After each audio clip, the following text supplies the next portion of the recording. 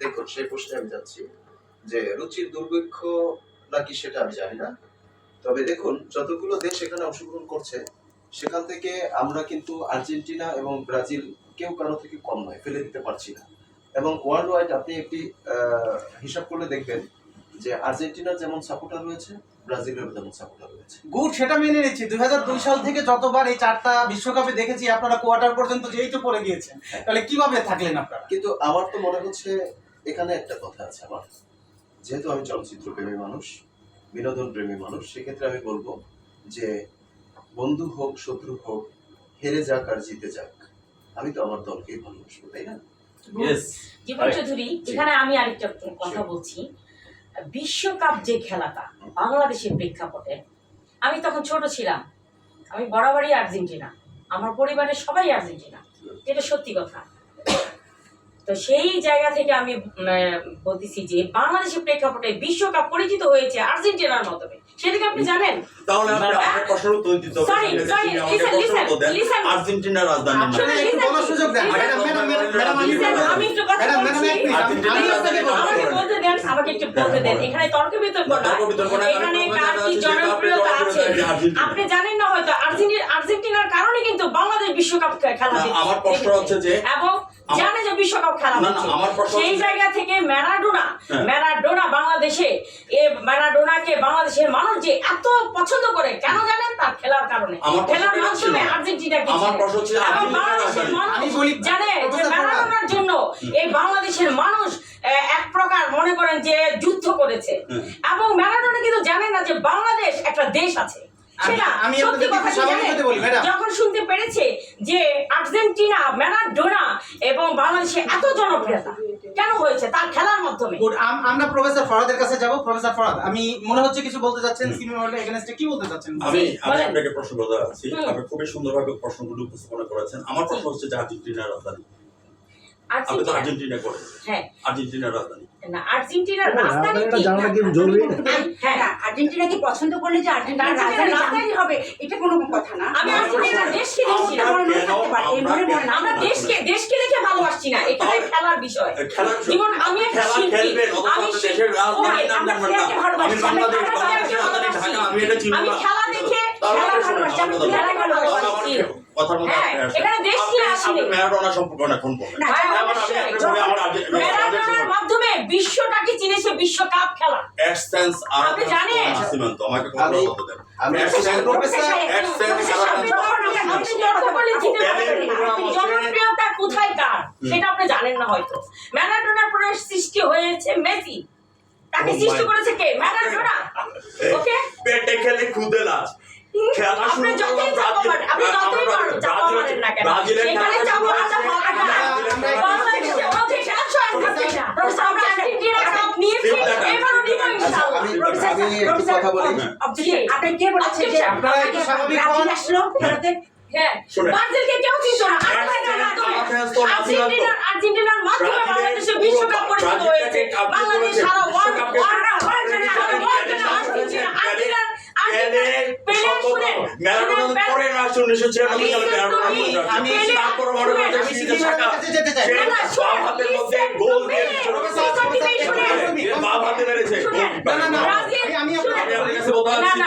আমাদের যদি কিংবদন্তি বলতে হয় ব্রাজিলের প্লেয়ার বলতে হবে এক্সেন্স আর নাসিমেন্তো 1841 সালে অংশগ্রহণ করেছে, 1743টা গোল করে 1743টা গোল করে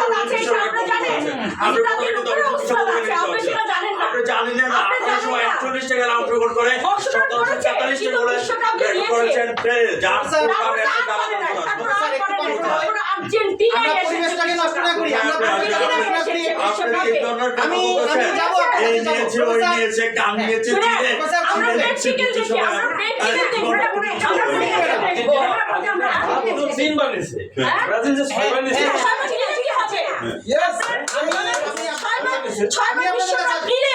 জনপ্রিয়তা ম্যাডাম সিমি, দুনিয়া ম্যাডাম বিশ্বে সিমি, সেটা দেখতে আপনি হবে। একটু কন্ট্রোল হন, আমি আপনাদের আমি কাছে একটা কথা বলবো, প্রফেসর সাহেব সব ভুলে গেছে। হ্যাঁ, খেলার মধ্যে আমরা আর্জেন্টিনাকে চিনেছি, ওয়ার্ল্ড চিনেছি আর্জেন্টিনা। বিশ্বকাপ জিতেছে আর্জেন্টিনার মাধ্যমে, আর্জেন্টিনার মাধ্যমে বিশ্বকাপ জিতেছে, ম্যারাডোনার মাধ্যমে জিতেছে হ্যাঁ, বিশ্বকাপ। আপনাদের কথা আমি মেনে নিলাম। কোন সময়ের জন্য ভুল চিন্তাধারা কোন সময়ের জন্য মেনে নিলাম, আমাদের চেনাই তো ভুল। কোন সময়ের জন্য মেনে নিলাম আপনাদের। ম্যাডাম, আপনারা আমি- পরিবেশটা নষ্ট না করি। আমি মজার একটা কাহিনী বলি। আমি যখন ছোট ছিলাম, ম্যাডাম, আমি আপনার কাছে আসবো। Please, Listen, please, ম্যাডাম, আমি- জনপ্রিয়তা ম্যাডাম, ম্যাডাম, জনপ্রিয়তা কার কতটুকু আমি বেশি? আপনার কাছে আসবো, দয়া করে একটু সময় দেন। আমি প্রফেসর ফরাদের কাছে যেতে চাই, উনি কিছু বলতে চাচ্ছিলেন। আপনারা পরিবেশটা নষ্ট না করি। দর্শক কিন্তু লাইভে না, আমাদের সাথে কার আছে। কার জনপ্রিয়তা কতটুকু হ্যাঁ, সেটা আমরা দেখবো। আমরা আপনার কাছে আসবো ম্যাডাম, আপনি আপনার না, মনের আমার সকল কথা আছে হচ্ছে, বলবেন। আমরা খেলা নিয়ে বসছি, উনি কেন জিজ্ঞেস করলো রাজনীতি রাজধানী না কোথায়? না, আমি এই বিষয় নিয়ে প্রফেসর আর্জেন্টিনা একমাত্র ঝগড়া করে জিততে পারে, তাছাড়া কেউ আশা করতে পারে না। না, না, এটা মানি না। আসলে কান্না করে হয়তো ঝগড়া করে। মাঠের নামে তারপর তাদের প্রেজেন্ট করে নিজেকে সেভাবে ম্যাডাম, তখন আমি audience আমি পাগল হয়ে আপনার কাছে যায়। আসবো। অডিয়েন্স বিচার করবে। Audience পাগল Audience হয়ে অবশ্যই যায়। বিচার করবে। No never done, no never done। কোনো যুক্তি নাই। তাদের খেলা দেখিয়ে, তাদের যোগ্যতা দেখিয়ে তারা আচ্ছা, নিয়েছে। সবাই একটু আমি শুনুন। আপনাদেরকে কিছু প্রশ্ন আমরা- করতে চাই। আমি একটু বলি, সরি কে সৃষ্টি করেছে সেটা পরের বিষয়। ম্যাডাম, জি বলেন। আপনাদের কাছে বিনয়ভাবে হ্যাঁ, অনুরোধ করছি যে আপনাদের হার মানতে হবে। না, হার মানতে হবে। এক মিনিট, ম্যাডাম, আমি আপনার কাছে আপনি বলতে চাবো। আমার যুক্তিতে জি। যদি আসেন আমরা অবশ্যই হার মানব। হ্যাঁ, হ্যাঁ, এখানে অবশ্যই। আমি প্রশ্ন রাখছি যে দেখুন, আমরা এখন আছি ফ্যামিলি টিভির স্টুডিওতে হ্যাঁ, এবং ফ্যামিলি টিভির স্টুডিওতে থেকে আমাদের আজকের টক শো কি ছিল? আর্জেন্টিনা বনাম ব্রাজিল, ব্রাজিল। তাই তো? কার জনপ্রিয়তা কতটুকু? আমি আমি এখানে দেখেছি যে আপনারা তিনজন ওম্যান, আপনারা তিনজনই হচ্ছেন আর্জেন্টিনার সাপোর্টার। সেখান থেকে আমি একটা কথা বলবো। আচ্ছা, আপনারা কি জানেন যে বাংলাদেশের সব ডিপার্টমেন্টে কিন্তু মহিলা কর্মচারী রয়েছে, কিন্তু একটি ডিপার্টমেন্টের মহিলা কর্মচারী নেই। সেটা কোথায় জানেন? ফায়ার সার্ভিস ডিপার্টমেন্টে কোনো মহিলা কর্মচারী নেই। কারণ কি জানেন? তারা আগুন জ্বালাতে জানে, নেভাতে জানে না।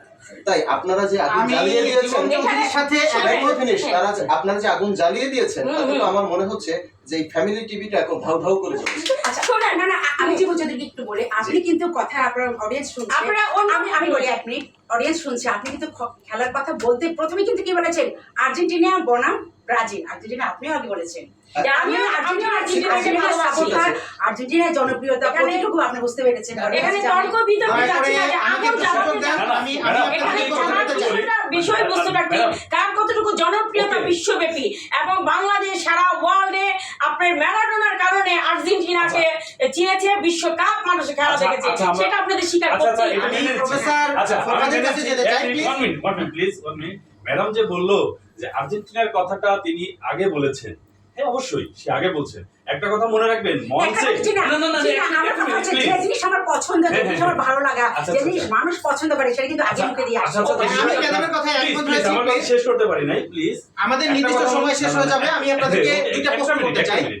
একটা কথা মনে রাখবেন, মঞ্চে প্রধান বক্তার নাম পরেই আসে, এই চেলা চলে যারা আছে এগুলোর নাম আগেই বলে। না, এটা তো আমি